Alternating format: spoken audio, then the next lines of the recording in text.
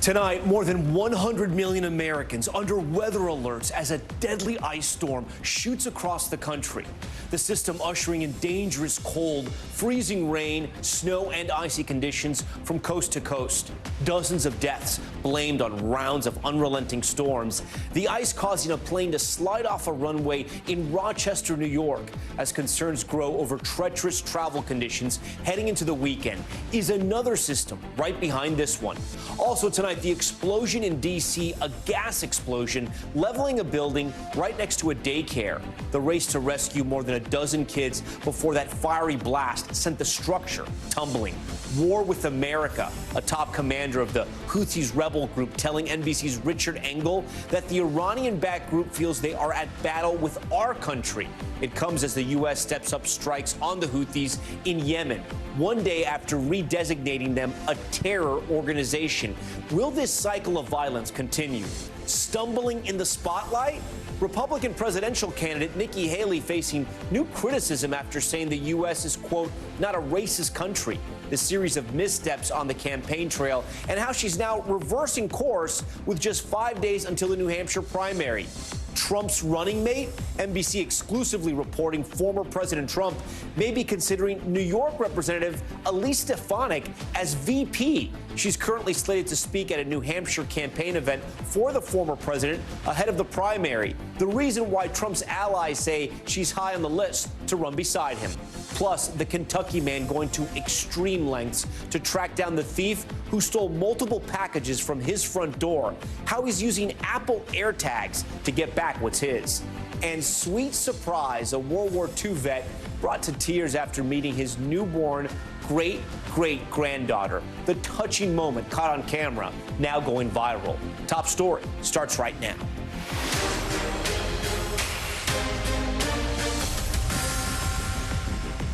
Good evening. Tonight, a deadly cross-country storm is barreling towards the northeast. Freezing rain, feet of snow, and a bitter blast of Arctic cold air are threatening millions. This system coating parts of the Pacific Northwest in thick sheets of ice, causing widespread power outages and forcing several counties to declare states of emergency because of scenes like this. The crippling ice storm leaving 3 people dead after a power line fell on a car in Portland. One county is Oregon reporting a record number of hospitalizations for cold-related illnesses. A high-risk warning for avalanche stretches from Washington all the way to the Rockies, and it comes as a barrage of storms trigger more than 800 avalanches in just 1 week in Colorado. Now the system is on the move, targeting parts of the Tennessee Valley with freezing rain and bringing inches of snow to the northeast just in time for the Friday evening commute. Travel advisories already issued for much of the I-95 corridor. The full forecast in just a moment, but NBC's Emily Aketa is going to lead us off here on Top Story tonight from a chilly Western New York. As the unrelenting streak of perilous weather powers on, tonight, a plane skidding off the taxiway in Rochester, New York. Use your discretion. An aircraft just split off taxiway Alpha 2. Emergency vehicles surround the plane, racing to evacuate the 53 people on board. Luckily, no one was injured. 1, 2, 3. As the deluge of snow and ice that froze over the Pacific Northwest trudges cross-country. Treacherous roads sending cars sliding from Washington to Alabama. It's cold, it's freezing. A year since a blizzard killed dozens of people around Buffalo, Western New York transformed again by winter's wrath. This restaurant is barely recognizable, frozen by the bone-chilling temperatures and buried by feet of lake-effect snow. Parts of the greater Buffalo area have seen more than 60 inches of snow since Saturday. That's almost as tall as I am. Hundreds of trucks and snowplows working to clear roads, with schools closed for the 4th day in a row tomorrow. Any one of these snow mounds could be a car. You really have to be careful when you're driving through here. Over the last week, at least 47 people died in the extreme weather nationwide. 3 of those victims killed when a power line fell on their car in Oregon Wednesday. In Wisconsin, DeAndre White's family believes the 40-year-old died of hypothermia, remembering him as someone that would always help others. And in Tennessee, a state of emergency after the most recent winter storms claimed at least 14 lives. This dramatic video just released by state police in nearby Kentucky, capturing the rescue of 4 stranded college students who had been camping. Winds whipping around them. As tonight, the barrage of brutal conditions is burying communities coast to coast. Some wild images from across the country. Emily Aketa joins us now live from Hamburg, New York, where we know, Emily, it is incredibly cold. That's just outside of Buffalo. You mentioned at the top of your story that the plane skidding off the taxiway in Rochester. What more were you learning about the latest on flight cancellations and delays? Well, Tom, tonight American Airlines says that the aircraft will be towed off the taxiway and inspected. They are blaming the incident on snowy airfield conditions. In terms of what we're seeing across the country with flight disruptions, roughly 4,000 delays and 700 cancellations. That is a slight improvement from yesterday, but we could see those numbers worsen tomorrow as the Northeast braces for more snow, for another storm. Hard to imagine, Tom, when you look around here in Western New York, even more snow coming to this area. Yeah, it looks like all snow and a little bit of houses there. All right, Emily, we thank you for that. As Emily just reported, the latest winter storm now system is marching east. So let's get right over to NBC News meteorologist Michelle Grossman, who joins us once again tonight. Michelle, the Northeast is bracing for another round of snowfall. Time this one out for us. All right, hi there, Tom. We're going to see a lot like what we saw on Monday. So 1 to 4 inches. Some spots could overachieve to 4 to 6 inches, and it's going to slow down the roadways. We're looking at temperatures really chilly, too. We're looking at snow during the morning commute down to the evening commute. But look at this, 100 million people impacted. That is a lot of people across the country, from the west into the Central Plains, the Midwest, the Ohio Valley, the Northeast, down to the Southeast, impacted by winter weather. If they're not seeing it now, they're going to see it over the next 24 hours. 30 states are impacted from the west all the way down to the Southeast. And we're looking at cold weather, too. We had a little reprieve today, but we're going to see another blast tomorrow through the weekend. So 29 million Americans under wind chill alerts, wind chill advisories, wind chill watches, wind chill warnings. We're going to see negative numbers once again. This is what radar looks like right now. You can see very active tonight. We're looking at that west coast storm bringing heavy rain, flooding rains in some spots. We have some ice falling once again. Lots of people around the Portland area have been without power for days, just coated in ice. We're going to see another 1/4 inch there. That will end by Saturday morning once we start to see those temperatures back into the 40s, also measuring the snow in feet. And then as we look towards the middle of the country, you can see this blue right here in the Central Plains. That is snow as well. This is going to merge with this storm system right here. There's where we're going to see the snow into the Northeast tomorrow. Again, could see 1 to 4 inches, some spots up to 6 inches. So this is what the setup is like. The snow spreading from the Rockies to the Midwest. We're looking at snow, ice in the Tennessee Valley as well. And there is your commute early on Friday morning. During the day on Friday into your evening commute, it's going to be slow and slippery along the I-95 corridor. And we're also looking at lake effect snow. We saw up to 70 inches of snow in some spots. So generally 1 to 3 inches. There's that bullseye along the lakes there. We're looking at another foot of snow by tomorrow morning. Tom? All right, Michelle Grossman for us. Michelle, thanks for tracking that. Now to the race for the White House. Nikki Haley speaking out today after igniting controversy for saying that America was never racist. Her rise in the polls accompanied by a string of campaign missteps just days before the New Hampshire primary. Ali Vitale on the campaign trail in the Granite State tonight with the latest. Thanks so much, Chris. Tonight, Nikki Haley doubling down on this controversial remark about the history of race in America. We're not a racist country, Brian. We've never been a racist country. On the campaign trail today, Haley addressing the criticism head on, turning to a regular part of her stump speech for cover. You said the other day that we have never been a racist country. Was that a slip of the tongue? No. Listen, I was born a brown girl in a small rural town in South Carolina. If my parents never wanted us to think we lived in a racist country, did we face racism? Yes. It's the latest in a series of campaign stumbles on race from Haley as she rises in the polls. Last month, the former South Carolina governor faced fierce backlash for failing to mention slavery when asked about the cause of the Civil War. What do you want me to say about slavery? No, you've answered my question. Thank you. Next question. That firestorm and the flurry of clarifications that followed, the possible driver of a temporary, if critical, adjustment on the trail, limited Q&As with voters, and near zero questions from her traveling press corps. Choices that drew rebukes from Haley's GOP rival, Ron DeSantis. Ladies and gentlemen, this will be the last question. No, I'm going to do some more. Don't worry. How many is that? Like 4 or 5? I got to do more than that. That'll equal the number that Haley and Trump do in a month. But today, Haley reversing course, answering questions from voters for the first time since Monday's Iowa caucus and facing her first reporter gaggle in weeks. You've seen him at his campaign rallies. He's ramping up his attacks. Days from the New Hampshire primary, Haley 14 points behind her former boss, Donald Trump, even as some polls had them neck and neck here in notoriously hard-to-poll New Hampshire. Despite fluid polling and Ron DeSantis still in the running, her campaign framing this race as a one-on-one with Trump. Haley, though, continuing to temper her direct criticisms of the frontrunner. Do you think that even if he's convicted, he's still qualified to be president? I'm going to beat him so we don't have to ever deal with, are we going to elect a convicted felon? Now, as Haley prepares for the Granite State to pose the biggest test of her candidacy yet, questions about if she has what it takes to pass it with flying colors or at all. Ali Vitale joins us tonight again from the campaign trail, this time in Manchester. So, Ali, you just talked about this is a big test for Nikki Haley in New Hampshire, but what does passing that test really look like for her? Does she have to win this, or is her team trying to spin a second-place victory?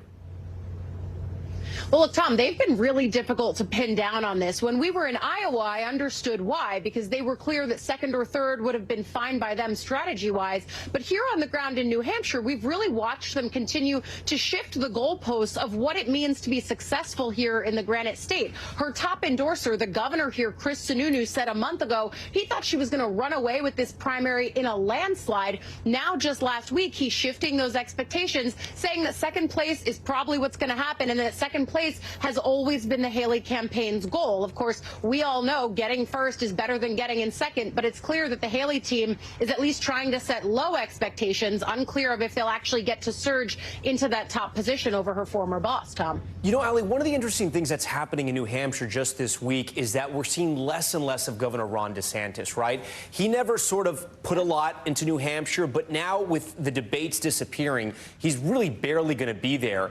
Doesn't him sort of disappearing from this conversation actually hurt Nikki Haley because his voters most likely will go to Donald Trump? Well, look, there's two ways that you can look at this. I've heard from Trump campaign allies that they prefer a field that is much larger because they feel like that benefits the former president. Certainly, that is one school of thinking. The other school of thinking is that by putting this into a one-on-one race, you can really see where the field would stand if it was Trump versus the other non-Trump candidate, whoever that might be. You're right to make the point that DeSantis voters are more likely to go to someone like Trump. They also could just stay home, and that's where Nikki Haley's coalition of building outside of the so-called MAGA movement comes in. She's trying to pull in independents and Democrats as well because they can play in this primary. That's going to be a different strategy, and one, frankly, that she could only do in a state like New Hampshire. The other thing for Ron DeSantis, and you know this so well, half the battle of being a presidential candidate is just showing up. Once you take yourself out of the conversation of where everyone is talking about, in this case, and for the next week, it's going to be New Hampshire, it's really difficult for him to continue to live off the land when he's not where the conversation is, and all of those debates have dried up, so he's not consistently in front of a national audience. A lot of great points, Sarah. Ali, we thank you for your reporting. And as Haley is hitting the ground in New Hampshire, former President Trump was off the campaign trail back in Florida today for his mother-in-law's funeral. But one major issue affecting voters this election, of course, is immigration. And with the New Hampshire primary just 5 days away, NBC's Garrett Haight takes a look at how the crisis at the border is impacting this race. They didn't like me. Tonight, facing a make-or-break New Hampshire primary in just 5 days, Nikki Haley ramping up her attacks on the frontrunner. Now, I know that Donald Trump went on a temper tantrum about me last night. Defending her record on the hot-button issue of immigration. I said, I don't just want a border wall. We've got to do a whole lot more than that. We will defund sanctuary cities once and for all. No more safe havens for illegal immigrants. The former South Carolina governor under relentless assault by the Trump campaign on the stump. Nikki Haley will never secure the border. She doesn't believe in these secure borders. And over the airwaves. Nikki Haley, too weak, too liberal to fix the border. For the frontrunner, former President Trump, border security remains the signature issue. On day one of my new administration, I will seal the border. We had the safest border in history. We're going to make it the safest border in history again. Under President Biden's current border policies, roughly 85% of migrants who cross the border are released into the U.S. pending court dates. Mr. Trump is vowing to force asylum seekers to remain in Mexico and wants to complete a southern border wall. President Biden has called Trump proposals extreme.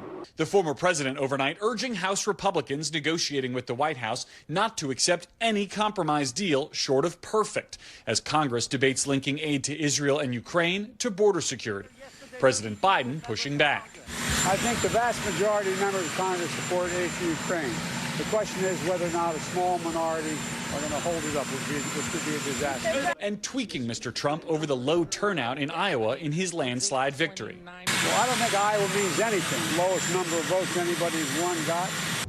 And then there's Florida Governor Ron DeSantis, who campaigns here tomorrow, then heads to South Carolina, which doesn't hold its primary for more than a month, and where polls show Mr. Trump also leads. Tom? All right, Garrett, thanks for that. We want to stay on politics now. As President Trump continues to dominate the polls, the question of who will be his running mate is still unanswered.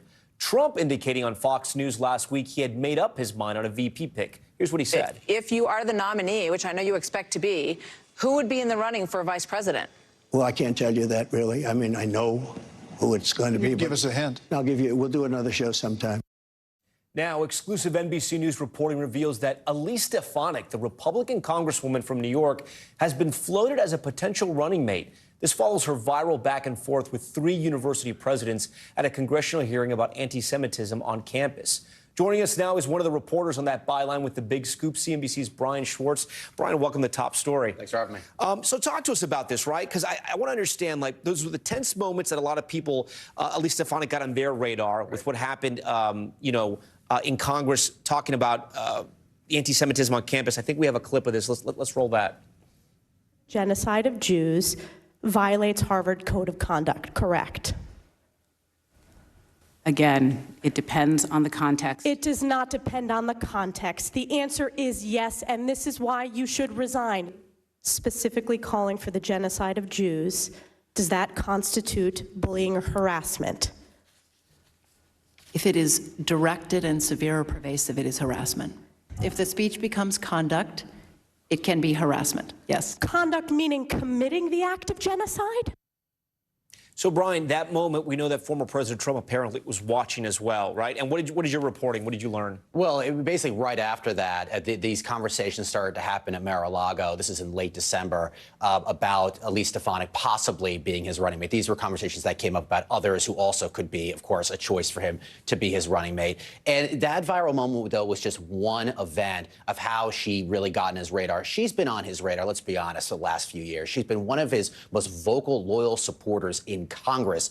And, we have reported that some of this conversations about, her loyalty and if she could be a running mate with him stems back all the way to like 2022. This has been going on for quite some time, which is why her case actually stood out to us. Let's remind our viewers exactly who she is, right? Because, again, she is going to be new to a lot of people out there. First elected to Congress in 2014. She's from New York's 21st district.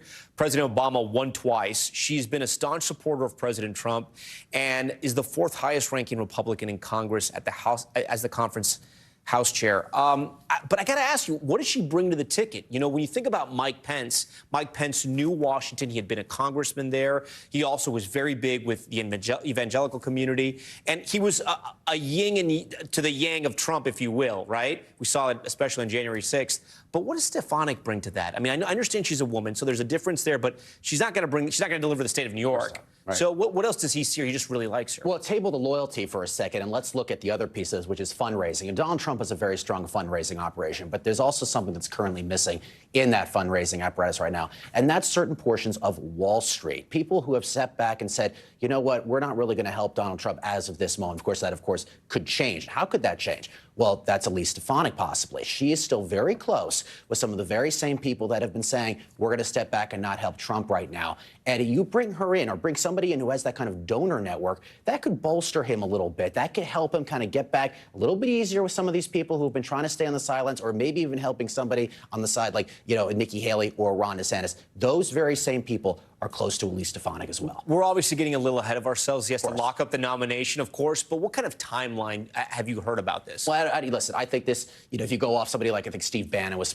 somebody who said this to us, these are things that are going to take some time. These are things that are going to take to the point where he has to go get the nomination. And this is going to be, you know, kind of like Game of Thrones. This is how he does things. He does this from a situation of picking the person after he meets with them and he talks with all these different folks. But again, he's got to lock up the nomination. He's got to go through this process. So I wouldn't expect anything like this to be decided for a number of months. And even when you think you're picked, like former Governor Chris Christie, there could be a reality check and a shocker. Remember Mitt Romney all those years ago, and they brought him to that restaurant, and, you know, there was a whole sabotage. To join the administration. That's right. That never worked out. And here we are today.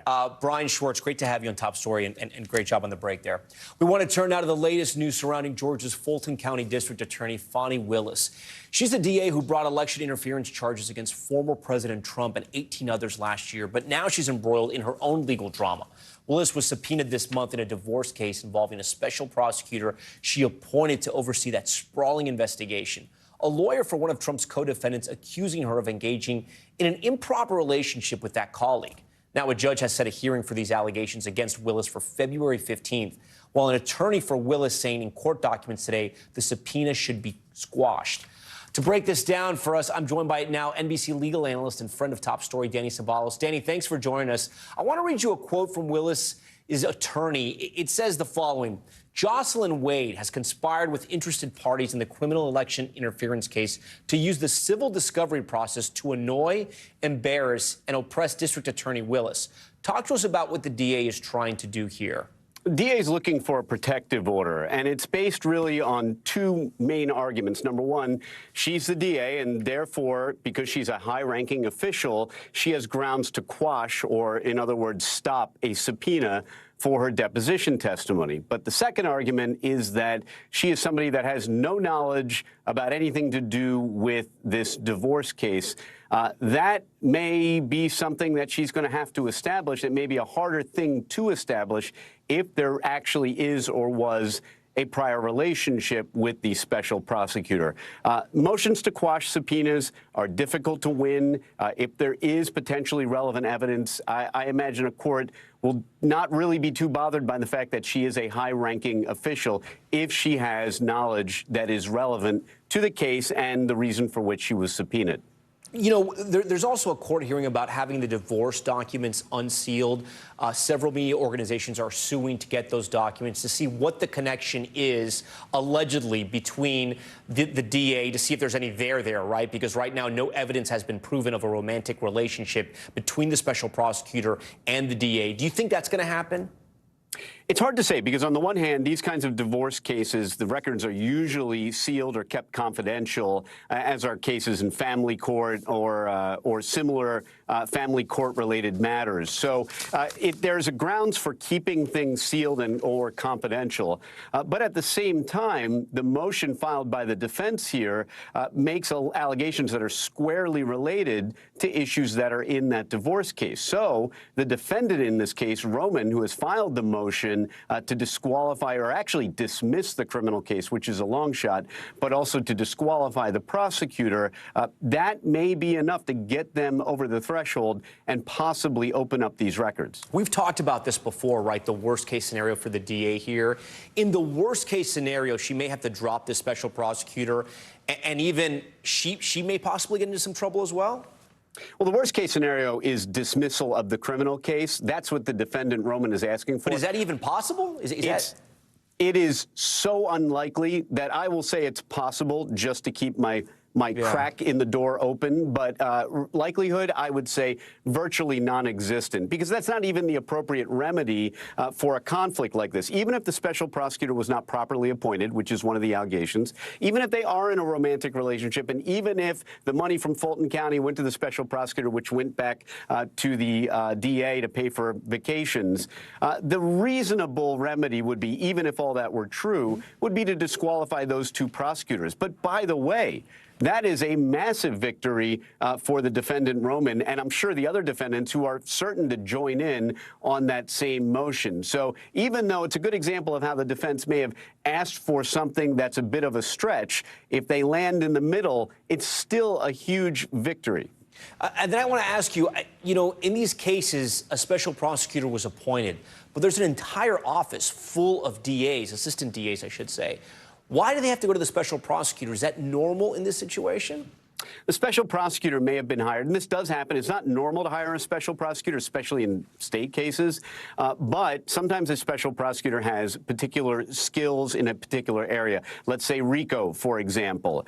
But at the same time, you're right, there's always an argument to be made that, hey, don't you have an office full of people that do this every day? So I imagine that's going to be a central allegation supporting the theory that this was a preferential hire based on some alleged romantic relationship. But that is a very significant point to be made. But special prosecutors are hired from time to time, often if there's a perceived conflict or a prosecutor has a specialty. It happened, for example, in the New York State Trump cases. Some prosecutors were brought out of civil practice to come in because of their skill in a particular area. So, but that brings up the big point, right? Because apparently this special prosecutor had never tried a felony case, and people have questioned his resume as to why he was appointed here. Exactly. And those are exactly the kinds of allegations that are going to be central in here. And by the way, I just want to point out, on the one hand, you know, when this motion first came out, it made me think about what it's like to be a defense attorney, which is sometimes you have to make a motion that's going to be unpopular with everyone, and it's going to be a long shot at best. But if you prevail, then all was not for naught. This could be a massive victory if it throws the Georgia prosecution off its game, shakes things up, and could contribute to a possible victory, however improbable. I mean, if that happens, this motion will have saved this particular defendant and maybe the others. So it's a really strange thing, because on the one hand, you can see how it feels a little inappropriate, the motion. On the other hand, it may be successful. It has the DA, at least right now, on the defense. We'll have to wait and see what happens. Danny Savalos, always a pleasure to have you. Thank you. Still ahead tonight, a massive explosion in D.C., just steps from a daycare. Take a look. Firefighters racing to the scene of a reported gas leak that they were unable to stop. How they were able, though, to get all of those kids out safely with just minutes to spare. We'll show you. Plus, news on Hunter Biden tonight, when the president's son has just agreed to sit down for a deposition on Capitol Hill. We have the new reporting. And to catch a porch pirate, you're going to love this story. The brilliant hack one Kentucky man used to track down the person stealing his packages. Top story. Just getting started on this Thursday night.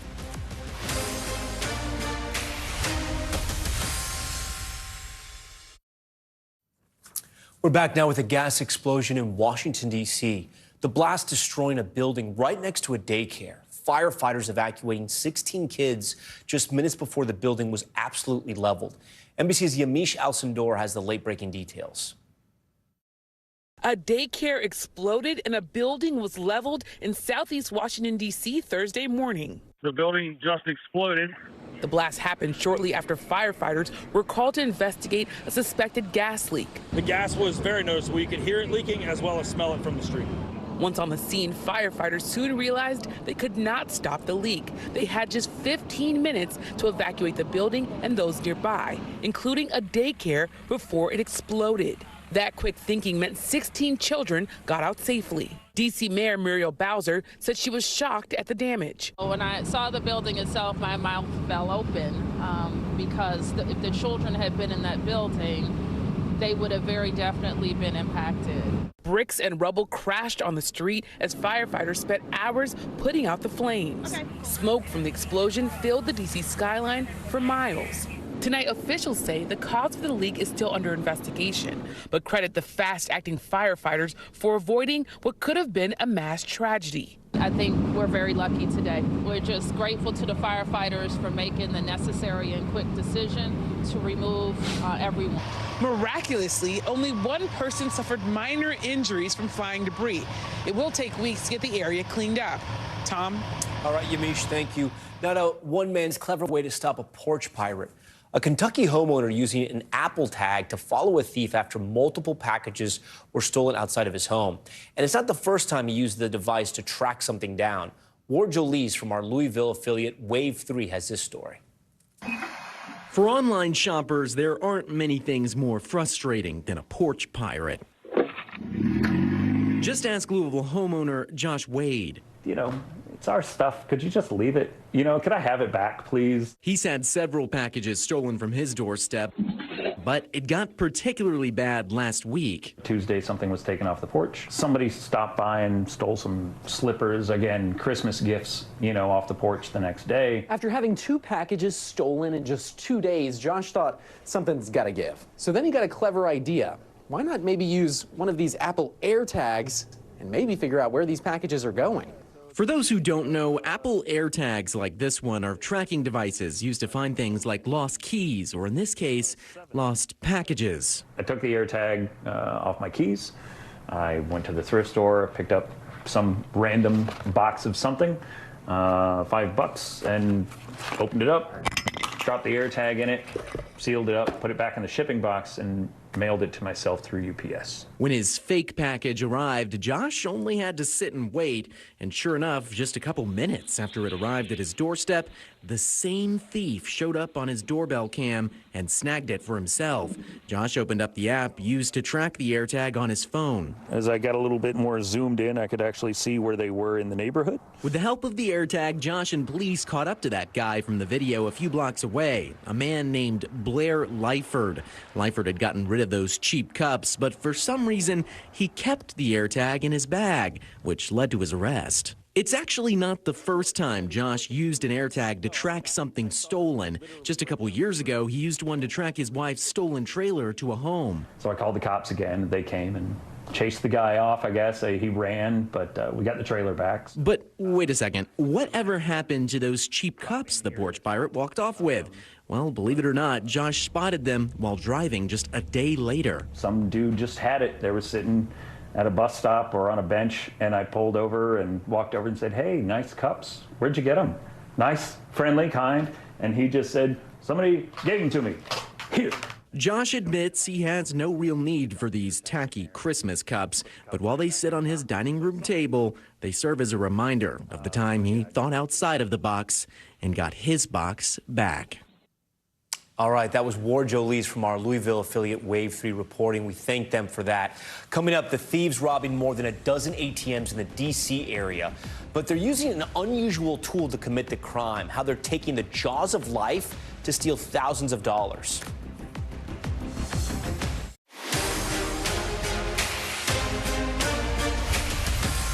Okay, we're back now with Top Stories newsfeed, and we want to start with Hunter Biden, now set to appear for a deposition on Capitol Hill next month. House Republicans confirming that the president's son will be interviewed behind closed doors on February 28th.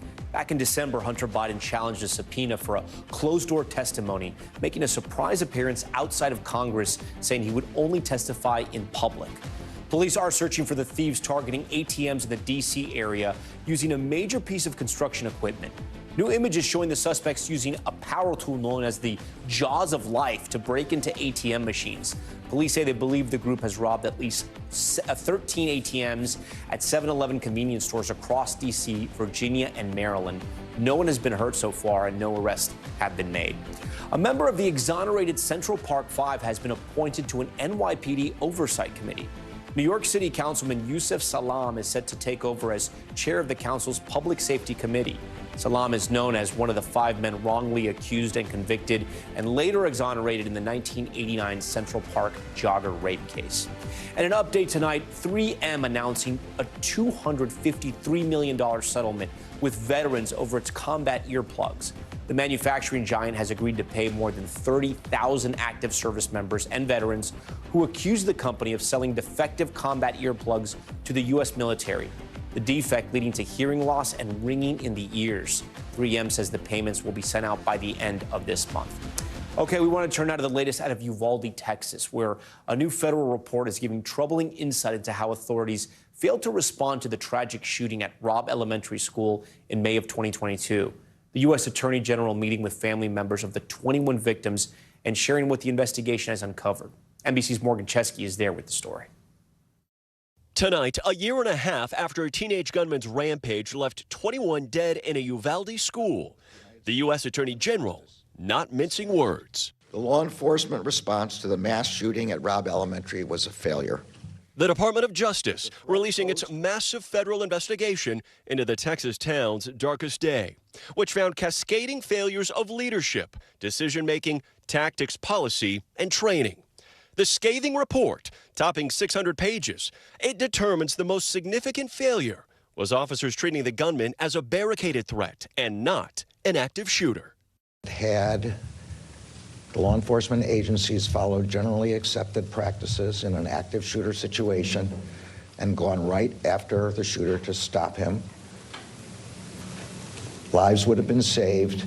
During the 77 minutes from when officers arrived to when the gunman was killed, the report found no one assumed a leadership role, which led to officers remaining outside the classrooms, despite the gunman firing 45 rounds and a student inside calling 911. A lack of action by adults failed to protect children and their teachers. The report also finding some students wounded by gunfire were not immediately given first aid. Children with bullet wounds were put on school buses without any medical attention. One of the most painful mistakes uncovered, untrained officials telling families loved ones had survived, when in fact, they were already dead.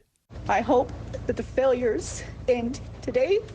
Mother Kimberly Rubio credits the report for shining a light on the response, but says she still has unanswered questions. Is there anything that isn't in this report that you wish was there? More emphasis on why law enforcement didn't do something sooner. It wasn't about being scared of an 18-year-old. They were scared of a weapon the 18-year-old possessed. Her beloved daughter, Lexi, one of the many victims now honored in local murals. You relive that day how often? Every day. For Berlinda Ariola, precious minutes wasted, leaving her wondering if her own granddaughter, Amory Jo, could have survived. This is why I am so angry with those officers that were right outside the door. Well, we were sitting out there wondering what was going on inside there, while they were sitting there lying to us. And they had the opportunity to go in, and they didn't. 77 minutes. 77 minutes. And we do know that following the release of this report, calls for accountability have only been growing from the families of the shooting victims. They're asking for either officers who didn't act fast enough be terminated from their positions or even face criminal charges. The county prosecutor here is heading up a criminal investigation, but as of last check, has not filed any charges. We'll send it back to you. All right, Morgan Chesky for us. Morgan, time now for Top Stories Global Watch and a check of the other headlines happening around the world. We start with a major update to a story we brought you earlier this week. Police in Colombia arresting 3 adults and 1 minor in connection to the murder of an American man who was killed after meeting a woman from a dating app in December. The suspects are charged with extortion, kidnapping, and homicide. The U.S. Embassy in Bogota urging all American travelers to avoid using dating apps in their country. Ecuadorian security forces carrying out a raid at the Guayaquil prison where notorious gang leader Jose Adolfo Macias escaped. Video shows inmates lying face down on the ground as guards inspected them and their belongings. The raid, an effort to take back control of the prison and prevent further violence. According to Ecuadorian officials, the raids are not connected to the death of prosecutor Cesar Suarez, who was killed while investigating that armed gang takeover of a local TV station. And a Russian city near the Ukraine border canceling Epiphany celebrations due to recent bombing attacks. Officials in Belgorod, just 19 miles from Ukraine, canceling tomorrow's festivities for the Orthodox holiday, which usually includes people plunging into ponds and pools through holes in the ice in commemoration of the baptism of Jesus. 21 people were killed there and 100 more injured last month in one of the deadliest rocket attacks in Russia since the war started. Okay, next tonight to the Americas and to a worsening crisis in Brazil. Brazil's Amazon rainforest, a highly specialized unit carrying out a critical operation to crack down on illegal mining. The country's president declaring what he's calling a war as the race for gold pushed one indigenous group to the brink of death. NBC Stephen Romo reports. Deep in the Amazon rainforest of Brazil, a modern-day gold rush turning into a raging battle. And officials fear the country may be losing its upper hand. An elite unit called IBAMA, part of Brazil's environmental ministry, patrolling the skies in search of illegal gold mine operations that have ravaged indigenous land and triggered a humanitarian crisis. The agents descending from helicopters, tracking down suspects hiding in the dense forest, using zip ties to detain them before setting fire to illegal mining sites and supplies. The head of IBAMA saying they've been treating this operation like a war from the beginning. beginning. That message echoed by President Luis Inácio Lula, who is vowing to deploy full force against the illegal mining, saying Brazil cannot lose a war to people who are breaking the law. But his promise to protect the indigenous Yanomami people of the Amazon rainforest seen as faltering after the Brazilian military pulled back resources from the crackdown operation. And under his predecessor, Jair Bolsonaro, the illegal and legal mining industries experienced what environmental advocacy groups call their golden years, as the right-wing leader pushed for the industrialization of the Amazon. The number of illegal miners surging to an estimated 20,000 during his 4-year term, according to the current administration. Paying the price, the Yanomami people, who were dying at alarming rates. In 2023, at least 308 indigenous people died from illegal mining, half of those children under the age of 5. The operations bringing disease, malnutrition, and brutal violence to the Yanomami people. Brazil's health ministry reporting deaths from malaria doubled in 2023. It's reached a massive proportion because the Yanomami have been ill now for several years. There's very high rates of malaria and particularly malnutrition. This person saying illegal mining has polluted the Amazon's water with mercury. Environmental and indigenous rights group Instituto Socioambiental says the problem boils down to the miners' impact on the environment, destroying the habitat of animals the Yanomami people hunt, using mercury to process ore, which then poisons the rivers they use for fishing, and creating pools of stagnant water where mosquitoes breed and spread illnesses. The knock-on effect of the mercury we're going to be seeing in the next few years as babies are going to be born with deformities or with mercury poisoning. So this is a very, very serious health issue. Os garimpeiros foram embora, voltou, mas depois eles voltam daqui 2, 3 anos, eles voltam de novo. The Yanomami people enduring an ongoing humanitarian crisis with no sure end in sight. Stephen Romo joins us now in studio. So, Stephen, let's talk some numbers here. How much gold actually comes from these illegal mines in Brazil? Yeah, some pretty stark numbers here, Tom. Environmental group Instituto Escoljas actually says that about half of all of the gold, 54% of the gold that comes out of Brazil comes from these illegal mines. And it's all about the money. You got to follow the money, right? About $2 billion a year is believed to come from the gold that comes from the illegal mining, which makes sense why they keep doing it, even though these mines keep getting burned down by authorities. $2 billion. All right. Stephen Romo, we thank you for that story. Coming up, expanding war, the U.S. stepping up strikes against the Houthis in Yemen. Now, one of their commanders telling our Richard Engel, Iranian-backed militia groups consider themselves at war with America. That interview next. We are back now with the expanding conflict in the Middle East. The U.S. again striking Houthi targets inside of Yemen for the 5th time this week. It's in retaliation for those attacks in the Red Sea. The Houthis, part of the so-called Axis of Resistance, made up of several militia groups, all backed by Iran. NBC's Richard Engel speaks with the top commander of the Houthis, who claim they are at war with the U.S. The U.S. military attacked targets in Yemen again. More strikes in retaliation for attacks by militants known as the Houthis on commercial and military ships in the Red Sea. The Houthis say they are attacking the ships to support Gaza by blocking supplies from reaching Israel. The Biden administration on Wednesday formally redesignated the Houthis as a terrorist organization. They'd been added to the list under President Trump, taken off, and are now back on. The designation taking effect in a month. But it's not just the Houthis and the Red Sea. War is spreading across the Middle East, with the U.S. at the center of it. The United States is now in an increasingly open and expanding conflict with what is known as the Axis of Resistance, a network of militant groups in 6 countries and territories. All are backed by Iran, but they operate with a degree of autonomy. The war escalated when Hamas attacked Israel in October, and Israel responded with devastating force, backed by the United States politically and with weapons.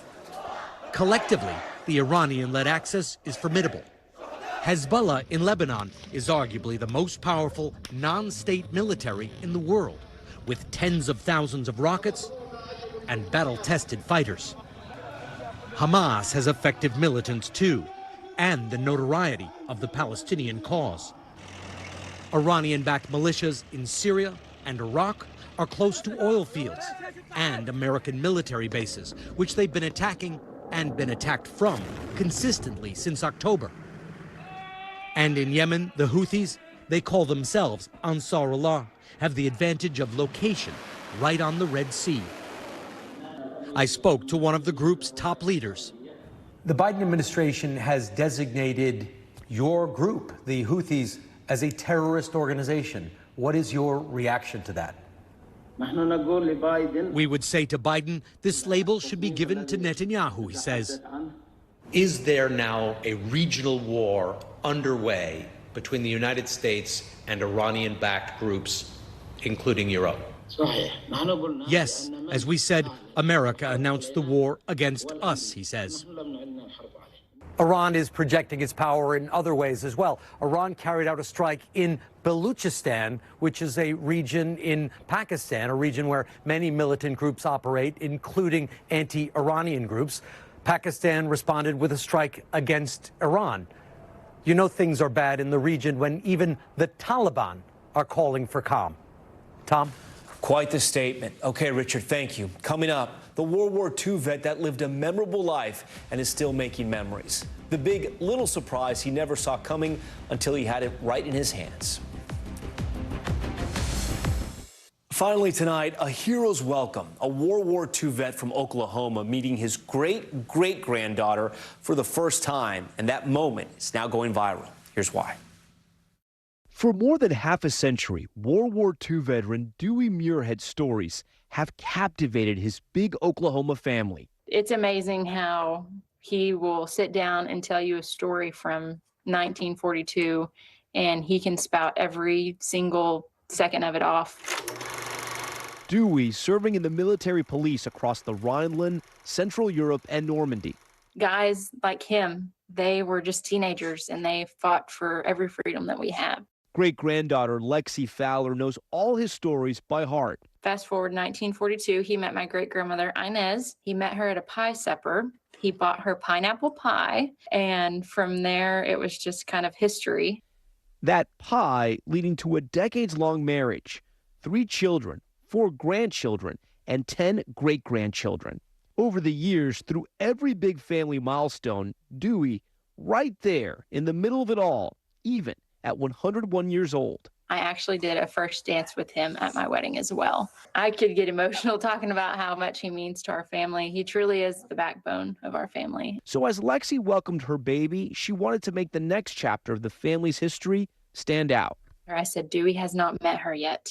We kind of wanted it to be like a special moment for him to be able to meet her. So with cameras rolling and Dewey blindfolded, You ready, Dewey? Yeah. he was handed his first great-great-grandchild.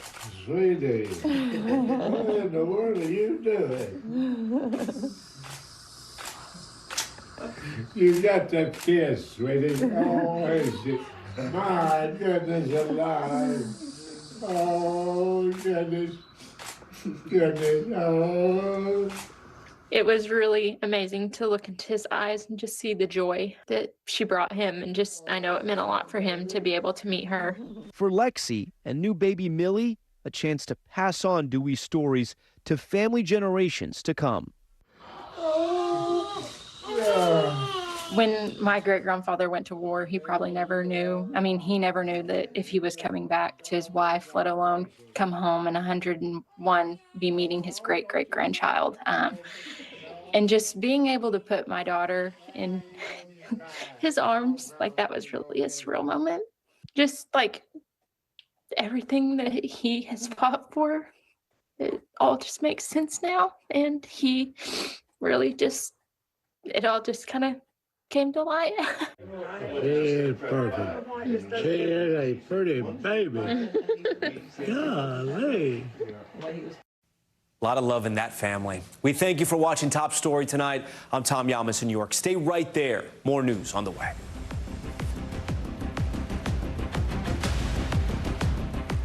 Thanks for watching. Stay updated about breaking news and top stories on the NBC News app or follow us on social media.